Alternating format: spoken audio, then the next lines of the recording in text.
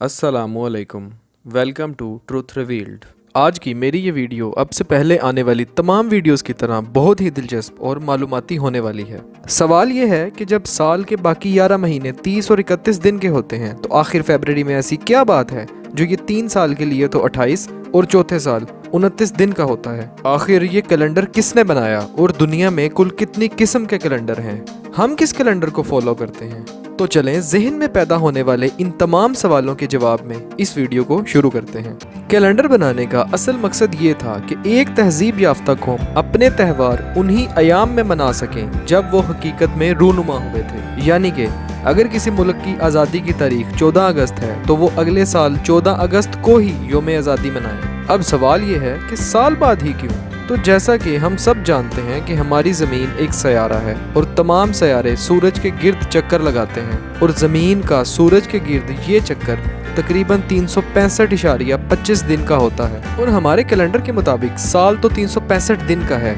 तो इस तरह हम हर साल 25 दिन यानी कि 6 घंटे मौसम के लिहाज से पीछे चले जाते हैं। इस कमी को पूरा करने के लिए पिछले गुजरे हुए 3 साल के 18 घंटे और चौथे साल के 6 घंटे को मिला के फरवरी का 29वां दिन इस महीने में मिला दिया जाता है और ये कमी दूर हो जाती है और इस साल को लीप ईयर यानी कि छलांग लगाने वाला साल कहा जाता है। लेकिन दोस्तों, बात अभी यहाँ खत्म नहीं हुई। हमने इस बात का जवाब भी तो लेना है कि फरवरी में ही 28 दिन क्यों होते हैं और इसी महीने में एक दिन क्यों लगा के 29 किए जाते हैं। तो इस सवाल के जवाब के लिए हमें उस जमाने में जाना पड़ेगा जब पहला कैलेंडर बनाया गया। इसके साथ ही आपको ये भी बताते चलें कि इस वक्त पूरी दुनिया में कुल 40 कैलेंडर हैं। कुछ को सूरज, चांद या फिर दोनों सूरज और चांद के बाहमी ताल्लुक के एतबार से बनाया गया है और पूरी दुनिया में हिजरी यानी इस्लामिक, ग्रिगोरियन यानी इंग्लिश और चाइनीज कैलेंडर को सबसे ज्यादा फॉलो किया जाता है। कैलेंडर दर हकीकत रोमन्स के दौर में बनाया गया। उनके पहले किंग के लिए मुश्किल ये थी कि बार बार फेस्टिवल आ रहे हैं, कभी मौसम बदल जाता है।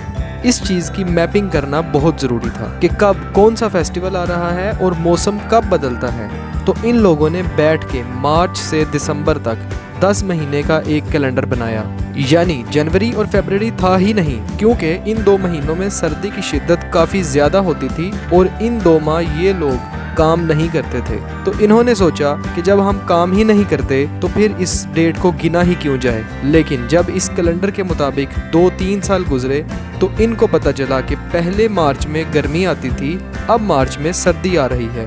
वक्त गुजरा, बादशाह बदले, हर किसी ने अपने अपने हिसाब से इस कैलेंडर में तब्दीली की और इस बात को देखते हुए कि चांद जमीन का एक चक्कर 29.5 दिन में लगाता है तो इन्होंने 12 महीनों का एक साल बना दिया।